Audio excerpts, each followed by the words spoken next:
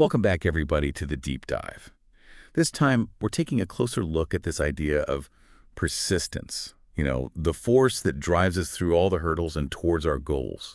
We've got some really thought-provoking material lined up.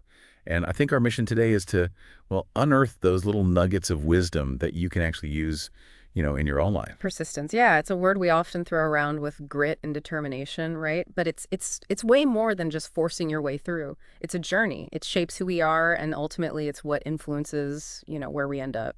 It's interesting. The sources describe it as this spark inside us. And I love that image. But the question is, how do we make sure that spark turns into like a roaring fire? A fire that can carry us through those moments of doubt, because we all have them. One of the big things the sources emphasizes is this ripple effect persistence creates. Think about Edison, right? Yeah. The inventor. He famously said, "I haven't failed. I've just found 10,000 ways that won't work." And that's not just about science, right? It's about a mindset that pushes you forward. His persistence, it wasn't just about the light bulb.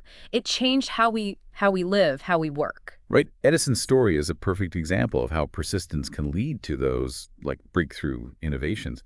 But I'm curious about like the personal side of it. How does it shape us, as individuals? Well, the sources really highlight this aspect of self-discovery. It's in those moments where you're pushing through that you uncover, your strengths, your weaknesses, and maybe you even find passions you didn't even know you had. So it's not just about reaching a goal, it's about like that personal evolution along the way. Exactly. And that's where, you get that boost in self-confidence. Every hurdle we overcome, it just strengthens our belief that we can handle whatever comes next. I can totally see how those smaller victories build up to this reservoir of confidence. Absolutely. But here's where it gets even more interesting. The sources suggest that persistence, it's not just about pure willpower, it's also about strategy. Okay, now I'm really intrigued. What kind of strategies are we talking about here? Well, one really important one is having clear, achievable goals. It's like having a map for your journey. If you don't know where you're going, it's easy to get lost along the way. Yeah, makes sense. I guess it's hard to stay motivated if you don't even know what you're aiming for. Right. And the sources also talk about celebrating those small achievements. It's so easy to get caught up in the big picture and miss those little milestones. They matter. It's like we need to train ourselves to see those wins, even the tiny ones. Exactly. And those little celebrations, they feed into our mindset. The sources really emphasize the power of staying positive even when things get tough. Yeah, I bet our attitude plays a huge role in how we approach challenges. For sure. A positive mindset fuels resilience, that ability to bounce back from anything and keep moving forward. And speaking of moving forward, the sources highlight, creating a plan you actually stick to. So we've got the goals, the good vibes, and a plan. What's next? This one we often forget. Seeking support. We're not meant to do this alone. Having a network of people who lift you up, it can be a game changer. Yeah, I can see how surrounding yourself with people who believe in you, especially when things get tough, can make all the difference. Absolutely. What's really cool? These strategies, they're not just about hitting specific goals. They're about building persistence into how you live, approaching life's challenges with that resilience and determination. It's like we're putting together this toolkit for life's ups and downs, Yeah. equipped with the skills and the mindset to turn challenges into opportunities. Precisely. And what's really compelling is that the research suggests there's this fascinating connection between persistence and mindfulness. It seems like people who practice mindfulness, they often show higher levels of persistence. That's really fascinating. So it's not just like powering through. It's about like tapping into a mental state that helps us stay focused, stay driven. Exactly. The sources talk about mindfulness practices, things like meditation, or even just taking a minute to, breathe, to focus on your breath. It can help us develop self-awareness and emotional regulation, which are super important for staying persistent. So by understanding our own thoughts and feelings better, we can like handle those moments of doubt or frustration that might, throw us off track. Absolutely. It's Oh, yeah. about recognizing those negative thoughts without letting them take over. And what's interesting is the research also links persistence to what psychologists call grit. Oh yeah, grit. Isn't that about having that passion and perseverance for those long-term goals? Exactly. Grit is that ability to stick with your goals, even when you face roadblocks, setbacks. It's about keeping that fire in your belly, that drive for the long haul.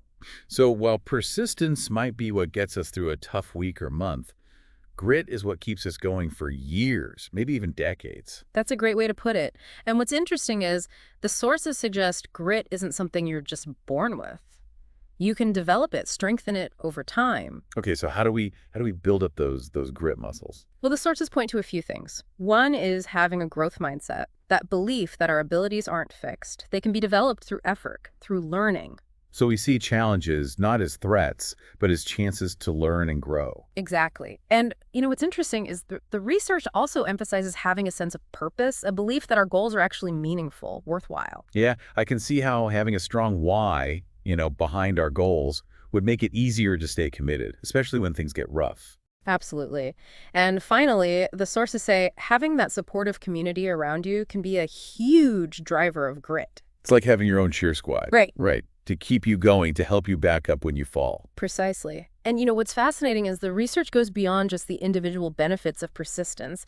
It also looks at the impact on society as a whole. Okay, now I'm intrigued. How does persistence affect society as a whole? Well, they talk about this concept called collective persistence, the idea that when people in a group, in a community, show persistence, it can create this ripple effect. It inspires others, motivates So them. persistence becomes contagious, like Yeah. spreading this culture of resilience and determination. Exactly. Think about social movements, right? They gain momentum because of the persistent efforts of a small group who inspire others to join them. Right, that's a great example. And I can see how that kind of collective persistence could lead to big social change. Absolutely. And what's really compelling? The sources suggest that collective persistence isn't just about achieving a specific outcome. It's also about building social capital, those Mm. networks of trust and reciprocity that strengthen communities. So by working together persistently toward a common goal, we're not just getting things done, we're also like strengthening those bonds within our community. Exactly. And those strong communities, they become more resilient themselves, better equipped to handle whatever challenges come their way. This is all really interesting stuff. But I'm curious, what about those times when persistence doesn't seem to be working? What if we're, banging our heads against a wall and not getting anywhere? When does persistence become like plain stubbornness? That's a great question. And actually, the source material addresses that. One key point is persistence doesn't mean blindly sticking to something that's clearly not working. Right. It's not about being like a bull in a china shop. It's about being smart and strategic with our efforts. Exactly. The sources emphasize flexibility, being adaptable. Sometimes persistence means being willing to, change direction, adjust our approach, maybe even let go of a goal that's no longer serving us. So persistence isn't about never changing course. It's about knowing when to stay the course and when to make a strategic shift. That's a great way to put it. And, what's interesting is the research links persistence to what psychologists call self-regulation. Self-regulation. That's about like controlling our impulses, managing our emotions, Paul. Exactly. It's that ability to direct our thoughts, our feelings, our actions in a way that helps us achieve our goals. And the research suggests it plays a big role in persistence. So someone who's good at self-regulation, they can resist distractions, stay focused on their goals, and manage those, inevitable moments of frustration or doubt. That's a great summary. And what's interesting? Self-regulation, like persistence and grit, it's not just something you're born with. It's a skill you can develop, you can strengthen over time. So how do we build those self-regulation muscles? The sources point to a few key techniques. One is mindfulness meditation. By practicing mindfulness, we become more aware of our thoughts and emotions, and that helps us manage them better. So instead of being controlled by our impulses, we can step back, see them for what they are, and consciously choose how we respond. Precisely.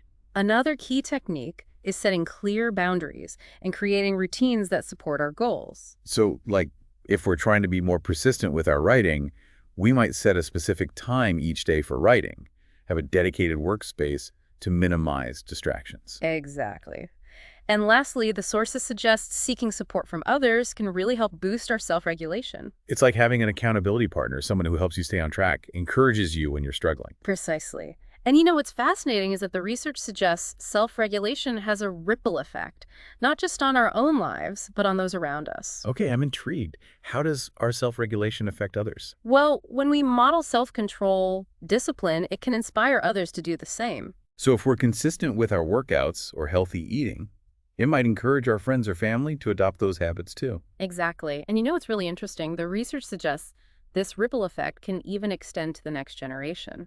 So parents who demonstrate good self-regulation are more likely to raise kids who also have strong self-control skills. That's a great point. And those skills, they can set children up for success in all areas of their lives. This is all fascinating stuff. But I'm curious, what about those times when persistence feels more like a burden than a benefit? That's a great question. And one that the source material actually addresses. There's a fine line between healthy persistence and what you might call toxic persistence. So how do we know when we've crossed that line? When does persistence become a bad thing? The sources point to a few red flags. One is when persistence starts negatively impacting our mental or physical health. So like if we're pushing so hard that we're always stressed, sleep deprived, neglecting other responsibilities, maybe it's time to reassess things. Exactly. Another red flag is when persistence starts to harm our relationships. So if we're so focused on a goal that we're neglecting our loved ones, pushing them away, it's a sign we need to re-examine our priorities. That's a great point.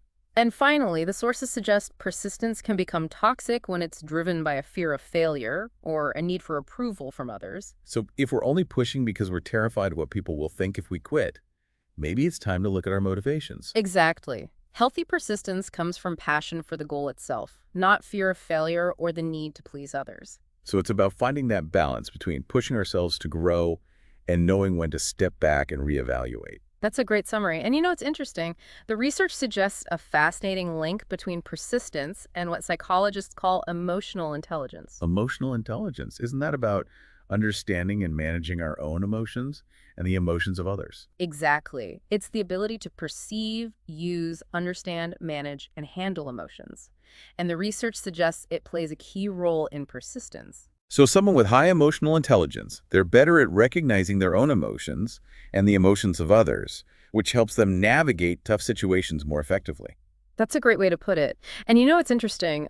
Emotional intelligence, like persistence and grit, it's not just an innate trait. It's a skill we can develop and strengthen over time. Okay, so how do we boost our emotional intelligence? The sources point to a few key strategies. One is practicing self-awareness, paying attention to our own emotions, identifying our triggers, understanding how our emotions impact our thoughts and behaviors. So it's about becoming more in tune with our inner world and how our emotions shape our actions. Precisely. Another key strategy is developing empathy, trying to understand the perspectives and emotions of others. So instead of just focusing on our own needs and goals, we make an effort to see things from other people's points of view. Exactly. And finally, the sources suggest that good communication skills can actually enhance our emotional intelligence. So learning to express our emotions clearly and respectfully, and really listening to others, can help us build better relationships and handle conflict more effectively. That's a great point. And you know what's fascinating? The research suggests emotional intelligence can have a big impact on our success in all areas of life, from personal relationships to our careers. So it's not just about being, nice or touchy-feely. It's about having those social and emotional skills to navigate the complexities of, human interaction. Exactly. And you know what's really compelling? The sources suggest emotional intelligence isn't just good for individuals, it's also important for leaders, for organizations. Okay, I'm intrigued. How does emotional intelligence affect leadership and organizations? Well, leaders with high emotional intelligence, they're better at motivating and inspiring their teams, building trust with employees, and creating a positive and productive work environment. So it's not just about having technical skills or expertise. It's about having the emotional intelligence to connect with people on a human level and to create a positive and supportive culture. Exactly. And you know what's really interesting? The research suggests that organizations with emotionally intelligent leaders tend to outperform those without. So there's a real tangible benefit to investing in emotional intelligence. Absolutely. And you know what's fascinating is the research goes beyond just pointing out the benefits. It also gives us practical ways to develop it. Okay, I'm all ears. What are some techniques for boosting our emotional intelligence? The sources suggest a few key approaches. One is practicing self-reflection, taking the time to think about our emotions, our reactions, and how we might improve our emotional responses. So it's like taking a step back and analyzing our own emotional patterns and tendencies. Exactly. Another important approach is seeking feedback from others. So asking trusted friends, family, or colleagues for honest feedback on our emotional strengths and weaknesses. That's a great point. And lastly, the sources suggest that professional development, things like workshops or coaching sessions, can be really valuable for enhancing our emotional intelligence. So there are concrete steps we can take to improve our emotional intelligence, just like we can with persistence and grit. Absolutely. And you know, it's fascinating. The research suggests that emotional intelligence can ripple outwards, affecting not just our own lives, but the lives of those around us. Okay, I'm intrigued. How does our emotional intelligence impact others? Well, when we demonstrate emotional intelligence, it can inspire others to do the same. So if we manage our emotions well, communicate clearly and respectfully, and build strong relationships, it might encourage others to develop those skills too. Exactly. And you know what's really interesting? The research suggests this ripple effect can even impact the next generation. So parents who model emotional intelligence are more likely to raise emotionally intelligent children. That's a great point. And those skills, in turn, can really set children up for success in all areas of their lives. This is all really fascinating stuff. But I'm curious, how does all of this tie back to the concept of persistence? That's a great question. And you know, what's fascinating is that the research suggests emotional intelligence is actually a key ingredient in persistence. Okay, I'm intrigued. How does emotional intelligence fuel persistence? Well, when we can understand and manage our emotions, we're less likely to get thrown off course by setbacks or challenges. So instead of giving up when we hit a roadblock, we can tap into our emotional intelligence to find ways to persevere. Exactly. And you know what's really interesting? The research suggests emotional intelligence can also make us better at connecting with others and building supportive relationships, Right. which, like we talked about before, can be a powerful driver of persistence. So it's like emotional intelligence gives us the tools and resources we need to stay motivated and committed to our goals, even when things get tough. That's a great way to put it. And you know, it's really compelling. The research suggests emotional intelligence isn't just about reaching specific goals, it's about living a more fulfilling and meaningful life. So by developing our emotional intelligence, we're not just setting ourselves up for success, we're also creating a deeper sense of well-being and happiness. Exactly. And you know, what's fascinating is the research goes beyond just talking about the benefits. It also gives us practical strategies for developing emotional intelligence. Okay, I'm all ears. What are some techniques for boosting our emotional intelligence? The sources point to a few key approaches. One is practicing self-reflection. This involved taking time to think about our emotions, our reactions to situations, and how we might be able to improve our emotional responses. So it's like taking a step back and analyzing our own emotional patterns and tendencies. Exactly. Another key approach is seeking feedback from others. So asking trusted friends, family members, or colleagues for their honest perspectives on our emotional strengths and weaknesses. That's a great point. And finally, the sources suggest that engaging in professional development opportunities, such as workshops or coaching sessions, can be a valuable way to enhance our emotional intelligence. So there are concrete steps we can take to improve our emotional intelligence, just like we can develop our persistence and grit. Absolutely. And you know, what's fascinating is that the research suggests that emotional intelligence can have a ripple effect, not just on our own lives, but on the lives of those around us. Okay, I'm intrigued. How does our emotional intelligence impact others? Well, when we model emotional intelligence, it can inspire others to do the same. So if we're able to manage our emotions effectively, communicate clearly and respectfully, and build strong relationships, it might encourage others to develop those skills as well. Exactly. And you know, what's really interesting is that the research suggests that this ripple effect can even extend to the next generation. So parents who model emotional intelligence are more likely to raise children who are emotionally intelligent. That's a great point. And those emotional intelligence skills, in turn, can set children up for success in all areas of their lives. This is all really fascinating stuff. But I'm curious, how do we apply all of this to our own lives? How do we take these abstract concepts like persistence, grit, and emotional intelligence and turn them into actionable strategies for achieving our goals? That's a great question. And you know what's fascinating? The source material actually gives us a framework for doing just that. It outlines 5 key steps for cultivating persistence and using its power. Okay, I'm ready to dive into those steps. The first step is all about setting clear, achievable goals. That makes sense. We've talked about the importance of having a clear destination in mind, but how do we make sure our goals are actually achievable? The sources recommend using something called the SMART goal framework. SMART goals. Remind me what that stands for again. SMART stands for specific, measurable, achievable, relevant, and time-bound. Okay, that makes sense. So Mhm. our goals should be specific, well-defined. We should be able to track our progress. They should be challenging but realistic. They should align with our values and priorities, and they should have a clear deadline. Exactly. And you know what's interesting? The research suggests that writing down our goals and breaking them down into smaller, more manageable steps can really increase our chances of achieving them. So it's not enough to just have a vague idea of what we want. We need to get specific, make a plan, and hold ourselves accountable. Absolutely. The second step is all about cultivating a positive mindset. We talked about the importance of staying optimistic, even when things get tough. But how do we actually do that? How do we reframe negative thoughts and cultivate a more positive perspective? The sources suggest a few key strategies. One is practicing gratitude. This involves taking time each day to appreciate the good things in our lives, even the small things. So instead of focusing on what we're lacking, we shift our focus to what we have. Exactly. Another strategy is reframing negative thoughts. This involves challenging those negative self-talk patterns and replacing them with more positive and empowering thoughts. So instead of saying, I can't do this, we might say, this is tough, but I'm going to find a way to get through it. That's a great example. And finally, the sources suggest that surrounding ourselves with positive people can have a huge impact on our mindset. It's like that saying, you are the average of the 5 people you spend the most time with. Exactly. If we're always around negativity, it's going to drag us down. But if we surround ourselves with positive, supportive people, it'll lift us up and keep us motivated. This makes a lot of Yeah. sense. So we've got clear goals, a positive mindset. What's the next step? The third step is all about taking action. Okay, this seems pretty straightforward. But what if we're feeling overwhelmed or like frozen by fear? How do we get past that and start making progress? The sources suggest we break our goals down into smaller, bite-sized steps. So instead of trying to do everything at once, we focus on one small step at a time. Exactly. Another important strategy is to focus on our strengths. So if we're stuck, we might ask ourselves, what am I good at? What do I enjoy?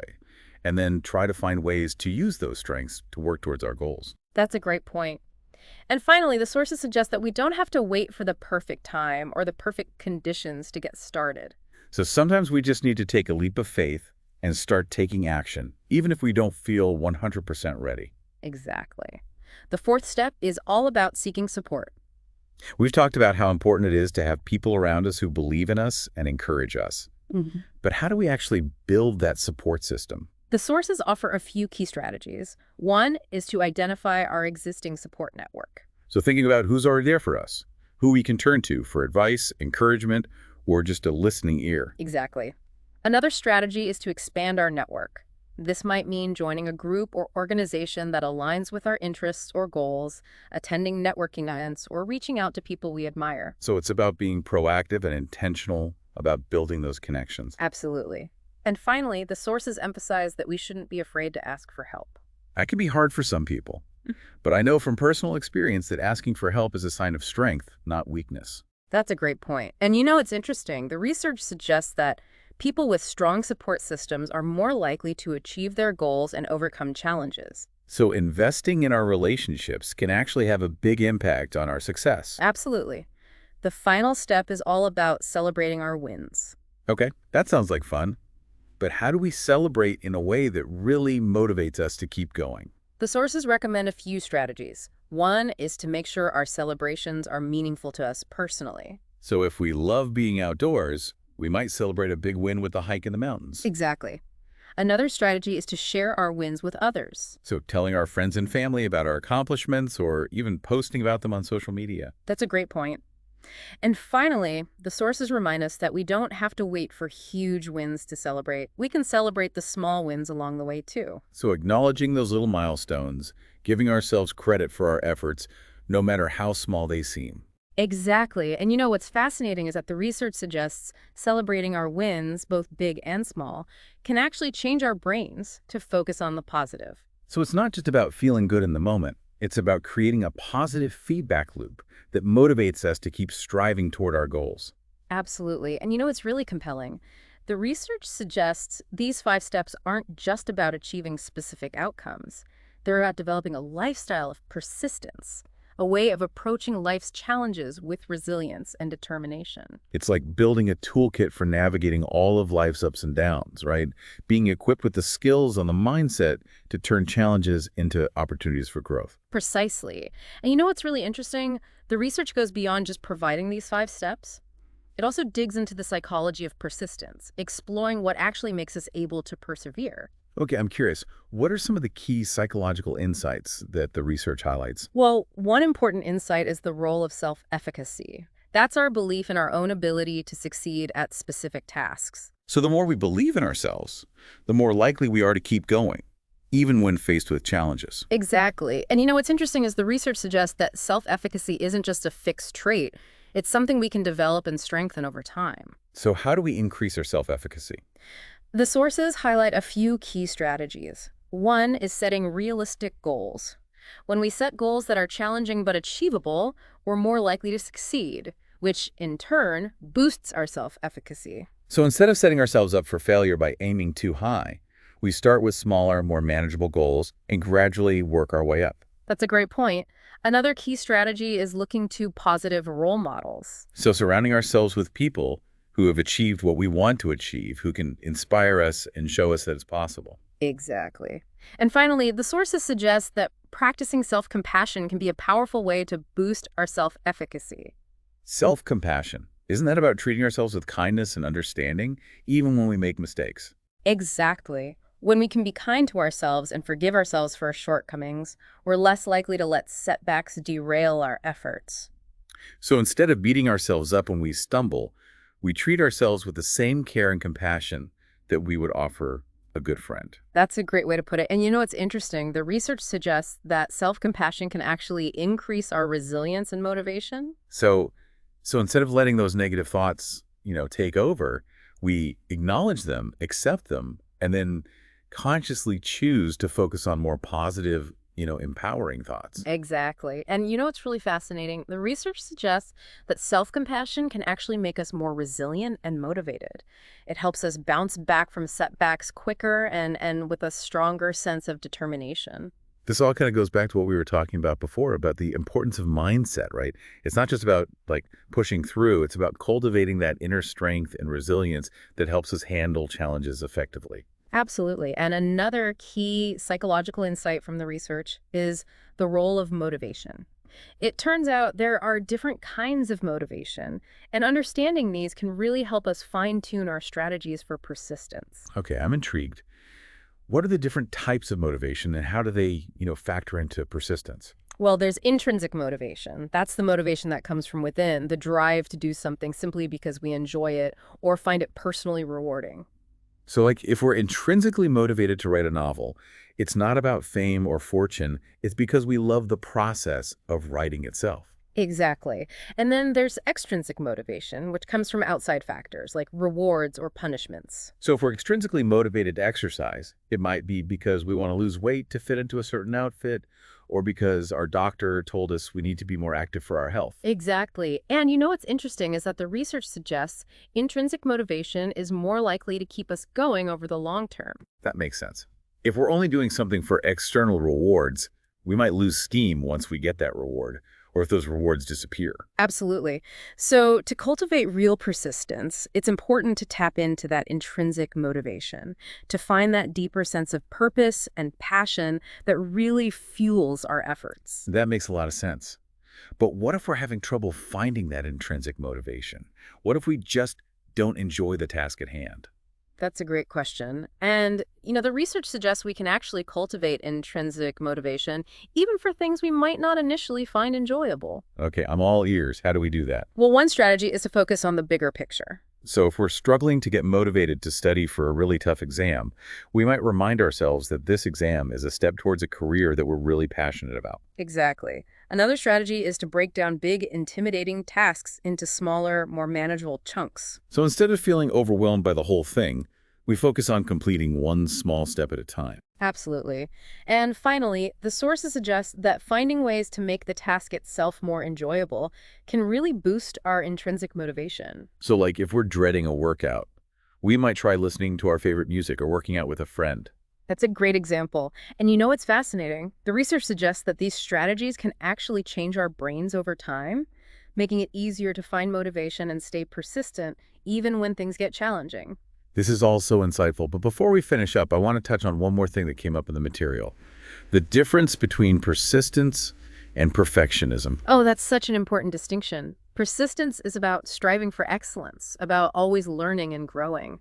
Perfectionism, on the other hand, is about setting unrealistic standards and striving for flawlessness, which can actually be harmful to our efforts. So how can we tell if we're being persistent or if we're being perfectionistic? One big difference is that persistence embraces mistakes as opportunities for learning and growth, while perfectionism sees mistakes as failures. So a persistent person might say, okay, I messed up this time, but what can I learn from this? How can I improve next time? But a perfectionist might say, I can't believe I screwed that up. I'm such a failure. That's a perfect example. And you know what's interesting is that the research shows perfectionism can actually lead to procrastination, anxiety, even depression. So while aiming for excellence can be motivating, aiming for perfection can be paralyzing. Exactly. So to develop a healthy sense of persistence, we need to be okay with our imperfections, to accept that we're going to make mistakes, and focus on progress, not perfection. This has been a really insightful deep dive. We've explored all the different sides of persistence, looked into the psychology behind it, and discovered some practical strategies for developing it in our lives. And you know what's really inspiring? The research shows that persistence isn't just about achieving specific things, it's about developing resilience, a growth mindset, and a strong sense of purpose that can help us navigate all of life's challenges and build a more fulfilling and meaningful life. So as we wrap up our deep dive into persistence, let's bring it back to you, our listener. What's one small step you can take today to fuel your own persistence and get closer to a goal you've maybe been putting off? It doesn't have to be something huge. Remember, it's those consistent, small actions powered by persistence that lead to amazing results over time. Thanks for joining us on this deep dive, everyone. We hope you're leaving feeling empowered, inspired, and ready to unleash the incredible power of persistence in your own lives.